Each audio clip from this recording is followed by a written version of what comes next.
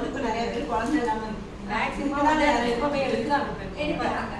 அப்ப ஏன் எடுக்கிறாங்க அப்படின்னா நமக்கு வந்து அந்த காலத்துல யாருமே கர்ப்பப்பை எடுக்கலையே, எல்லாமே துணியை யூஸ் பண்ணாங்க.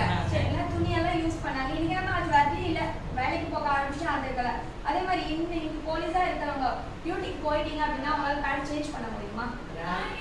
ரொம்ப ஒரு ஃபுல் டே வேற வழி இல்லை, அதிலேயே வச்சுட்டு உட்கார்ந்துட்டு இருக்கணும்.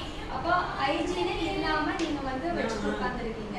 இன்னொன்னு உங்களோட டெட் செல்ஸ் மட்டும் வந்துச்சுன்னு பெர் டே ஒன்று வச்சாலும் தப்பு இல்லை.